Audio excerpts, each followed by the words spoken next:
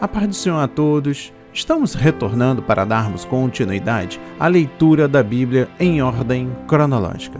E hoje, no 339º dia, lendo esta linda história que Deus escreveu para nós, trago para a leitura o livro de Romanos, capítulo 9 a 12. A inspiração do dia. Justiça pela fé relacionada com Israel. E o triunfo do plano de Deus. No capítulo 9, destaca o versículo 1, a incredulidade de Israel. Nos capítulos 9 a 11, Paulo trata do problema de Israel, sua eleição no passado, sua presente rejeição do Evangelho e sua salvação futura. Tenho contínua dor no meu coração. Preste atenção na mensagem no versículo 2. A preocupação e tristeza incessantes de Paulo pelos cristãos sem Cristo deve ser a atitude de todo cristão. Essa mesma atitude de tristeza e de disposição de sofrer em prol da salvação do próximo, vemos em Moisés e em Jesus. Não que a palavra de Deus haja faltado. Preste atenção na mensagem no versículo 6. Com este versículo, Paulo começa uma extensa análise da maneira de Deus lidar com a nação de Israel e da razão da sua descrença atual. Amei Jacó e aborreci Esaú. Preste atenção na mensagem no versículo 13. Este versículo não significa que Jacó e seus descendentes foram eleitos para a salvação eterna, enquanto que Esaú e seus descendentes foram eleitos para a condenação eterna.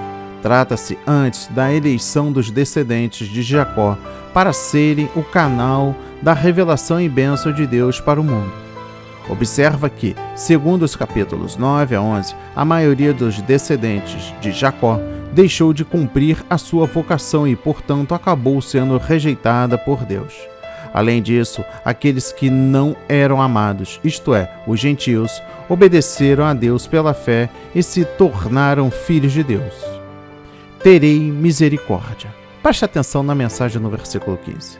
Este versículo enfatiza a livre ação da misericórdia de Deus, sua compaixão ativa e transbordante não pode ser merecida nem controlada pelos seres humanos.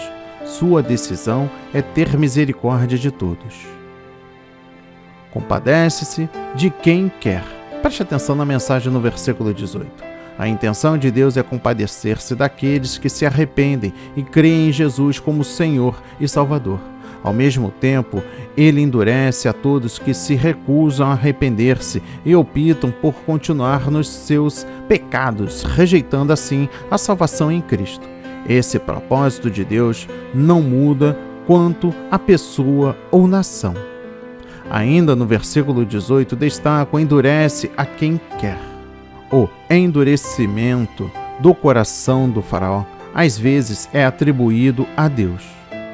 E, noutras ocasiões, o próprio faraó. Faraó, cujo coração já estava em oposição a Deus, recebeu o devido julgamento da parte de Deus.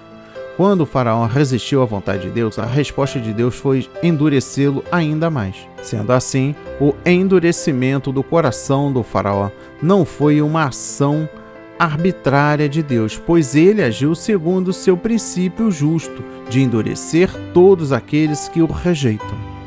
Não tem o oleiro poder sobre o barro? Preste atenção na mensagem no versículo 21. Paulo está argumentando sobre o direito de Deus de usar certas pessoas para realizarem seu propósito redentor, sem ter que dar explicações a ninguém. Primeiro, não devemos interpretar essas palavras julgando que Deus não se serve de princípios morais inerentes ao seu próprio caráter santo, ao lidar com indivíduos ou nações. Deus se rege da sua natureza, não pela vontade humana, mas pelo seu amor, misericórdia, integridade moral e compaixão. Segundo, aqueles que interpretam os versículos 6 a 29, no sentido de Deus arbitrariamente escolher certas pessoas para a salvação e outras para a destruição, entende erroneamente este trecho. Vasos da ira, vasos de misericórdia. Preste atenção nas mensagens dos versículos 22 e 23. A expressão vasos da ira refere-se àqueles que, pela prática do pecado, estão se preparando para sua destruição eterna. O indivíduo torna-se um vaso da ira através dos seus próprios atos pecaminosos e da sua própria rebelião contra Deus, conforme Paulo já declarara. Mas segundo a tua dureza e o teu coração impenitente, entesouras ira para ti. Apesar disso, os vasos da ira ainda poderão arrepender-se, voltar-se para Deus e receber sua misericórdia. A expressão vaso de misericórdia refere-se àqueles, tanto judeus como gentios, que creem em Jesus Cristo e o seguem. Não foi pela fé. Preste atenção na mensagem no versículo 32. A má condição espiritual da maioria em Israel desvia-se à recusa por aquela nação do plano de Deus para a salvação pela fé em Cristo. Muitos gentios, no entanto, aceitaram o caminho divino para a salvação e alcançar a justiça que vem pela fé. No capítulo 10, destaca o versículo 1, o desejo do meu coração e a oração a Deus. A solicitude evidenciada por Paulo aqui não significa que ele professava a doutrina da predestinação ou preordenação das pessoas para o céu ou inferno. Se confessares, em teu coração creres. Vamos compreender a mensagem nos versículos 9 e 10. As coisas essenciais à salvação estão resumidas neste trecho.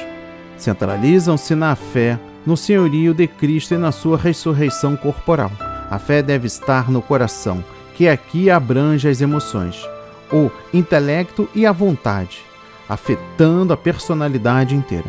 A fé deve também envolver uma decisão pública por Cristo como Senhor, tanto em palavras como em ações. Confessares ao Senhor Jesus. Preste atenção na mensagem no versículo 9.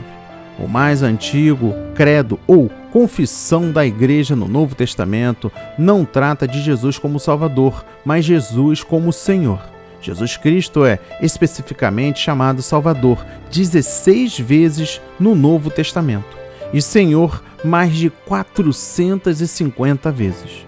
Primeiro, o ensino atual, não algum círculo evangélico, de que Jesus pode ser o Salvador de alguém sem ter que ser seu Senhor, não se acha em nenhuma parte do Novo Testamento. Ninguém pode aceitar Jesus como Salvador sem também aceitá-lo como Senhor. Esse é um elemento essencial da pregação apostólica. Segundo, Senhor, do grego Kyrios, significa aquele que tem o poder, domínio, autoridade e direito de mandar.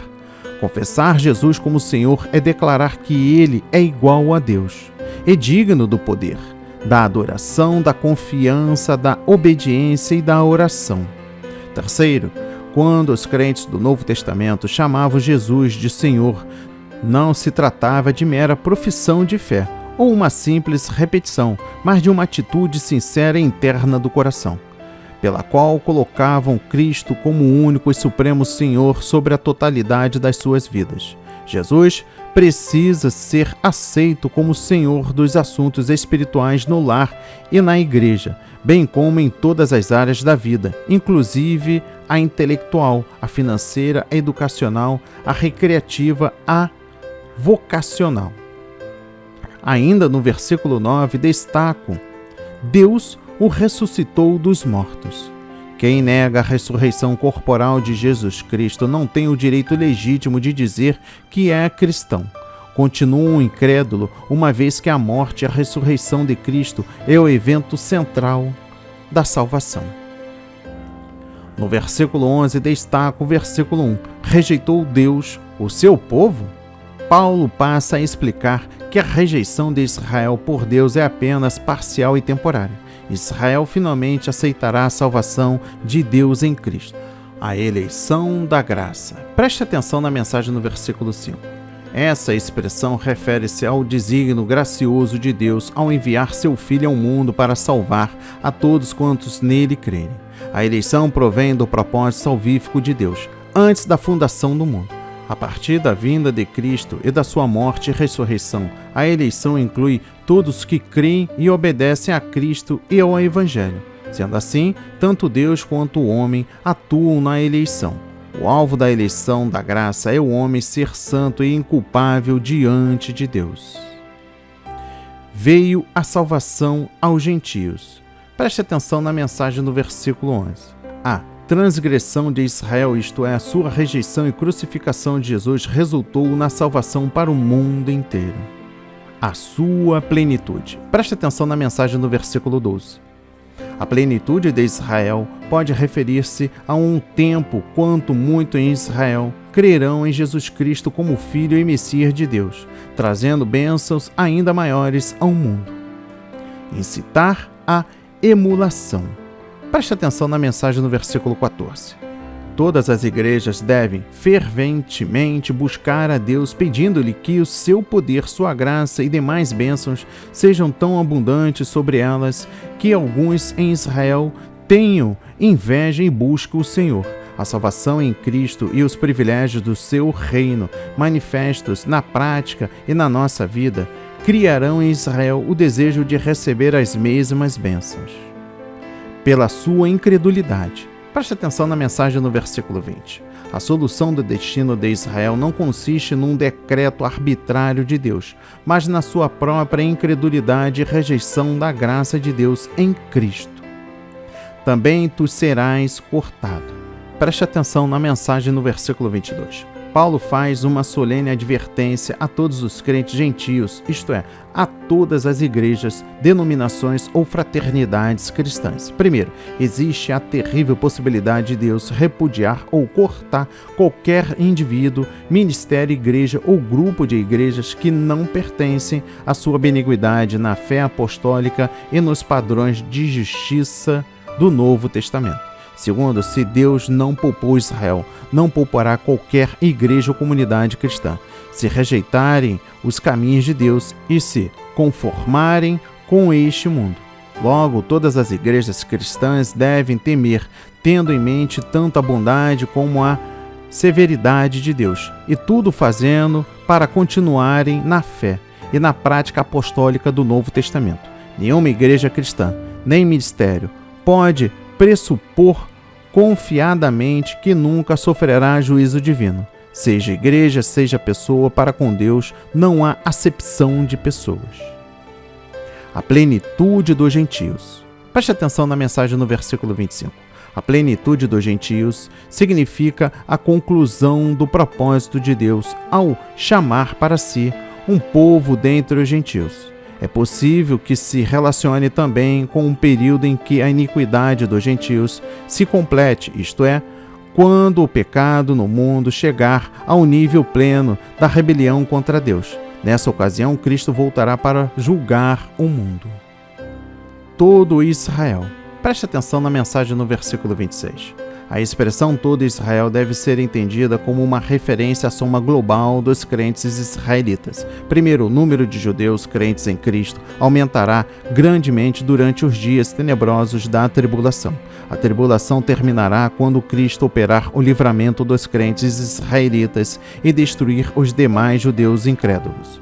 Todos os rebeldes, isto é, os judeus ímpios, serão expurgados. Segundo, o remanescente crente de Israel, isto é, os sobreviventes do fim dos tempos e os fiéis em Israel das gerações passadas, constitui todo Israel.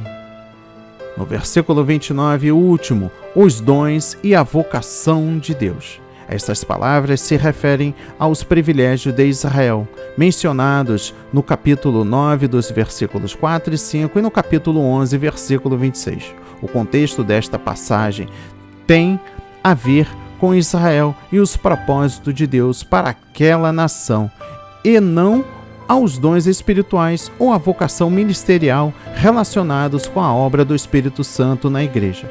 A chamada ministerial, o ingresso no ministério e a permanência nele, tudo deve ser feito segundo as qualificações do caráter pessoal e dos antecedentes espirituais do indivíduo. No capítulo 12 destaca o versículo 1, que apresenteis aos vossos corpos em sacrifício vivo. O crente deve ter uma paixão sincera para agradar a Deus no amor, na devoção, no louvor, na santidade e no servir. Primeiro, nosso maior desejo deve ser uma vida de santidade e sermos aceitos por Deus. Para isso, precisamos separar-nos do mundo e aproximar-nos cada vez mais de Deus. Devemos viver para Deus, adorá-lo, obedecer-lhe, opor-nos ao pecado e apegar-nos à justiça, resistir e repudiar o mal, ser generosos com o próximo, na prática de boas obras, imitar a Cristo, segui-lo, servi-lo, andar na direção do Espírito Santo e ser cheio dele. Segundo, devemos apresentar a Deus o nosso corpo como morto ao pecado e como templo do Espírito Santo. Não vos conformeis com este mundo, mas transformai-vos. Preste atenção na mensagem no versículo 2. Paulo deixa subentender várias coisas neste versículo. Primeiro, devemos reconhecer que o presente sistema mundano é mau e que está sob o controle de Satanás. Segundo, devemos resistir às formas prevalecentes e populares do proceder deste mundo e, em lugar disso, proclamar as verdades eternas e os padrões justos da palavra de Deus por amor a Cristo. Terceiro, devemos desprezar e aborrecer aquilo que é mau, amar aquilo que é justo, e não ceder aos vários tipos de mundanismo que rodeiam a igreja, tais como cobiça, egoísmo, oportunismo, conceitos humanistas, artifícios políticos visando ao poder, inveja, ódio, vingança, impureza, linguagem imunda, diversões ímpias, vestes imodestas e provocantes, imoralidades, drogas, bebidas alcoólicas e companhias mundanas. Quarto, devemos conformar nossa mente à maneira de Deus pensar, mediante a leitura da palavra de Deus e a sua meditação. Devemos permitir que nossos planos, alvos e aspirações sejam determinados pela verdade celestiais e eternas e não por este presente século mau, profano e passageiro. No versículo 6 destaco diferentes dons segundo a graça.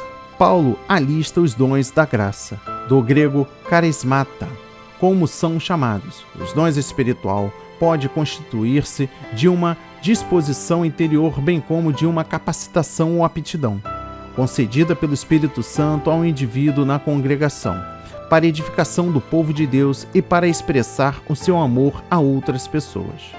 A lista que Paulo dá aqui dos dons da graça divina deve ser considerada um exemplário e não a totalidade deles. Ministrar, ensinar. Preste atenção na mensagem no versículo 7. Ministrar ou servir é a disposição, capacidade e poder dados por Deus para alguém servir e prestar assistência prática aos membros e aos líderes da igreja, a fim de ajudá-los a cumprir suas responsabilidades para com Deus. Ensinar é a disposição, capacidade e poder dados por Deus para o crente examinar, estudar a palavra de Deus e de esclarecer, expor, defender e proclamar suas verdades, de tal maneira que outras pessoas cresçam em graça e em piedade. Exorta, reparte, preside, exercita misericórdia. Preste atenção na mensagem no versículo 8. Trata-se aqui de dons espirituais. Primeiro, exortar é a disposição, capacidade e poder dados por Deus para o crente proclamar a palavra de Deus de tal maneira que ela atinge o coração, a consciência e a vontade dos ouvintes, estimule a fé, produza nas pessoas uma dedicação mais profunda a Cristo e uma separação mais completa do mundo. Segundo, repartir é a disposição, capacidade e poder dados por Deus a quem tem recursos, além das necessidades básicas da vida, para contribuir livremente com os seus bens pessoais, para suprir necessidades da obra ou do povo de Deus. Terceiro, presidir ou liderar é a disposição, capacidade e poder dados por Deus para o obreiro pastorear, conduzir e administrar as várias atividades da igreja, visando ao bem espiritual de todos. Quarto, misericórdia é a disposição, capacidade e poder dados por Deus para o crente ajudar e consolar os necessitados ou aflitos. E por fim, o versículo 10: amai-vos cordialmente uns aos outros. Todos os que se dedicam a Jesus Cristo pela fé também devem dedicar mútuo amor aos outros como irmãos em Cristo, com afeição sincera, bondosa e eterna. Devemos preocupar-nos com o bem-estar, as necessidades e a condição espiritual dos nossos irmãos, sendo solidários e assistindo-os em suas tristezas e problemas. Devemos preferir-nos em honra uns aos outros, isto é, devemos estar dispostos a respeitar e honrar as boas qualidades dos outros crentes. Que a mensagem de hoje toque o seu coração, transforme a sua vida para a honra e a glória do Senhor. Leia a Bíblia diariamente, pois este é o verdadeiro canal que se aprende, conhece a verdade e ouve a voz de Deus. Amém e graças a Deus.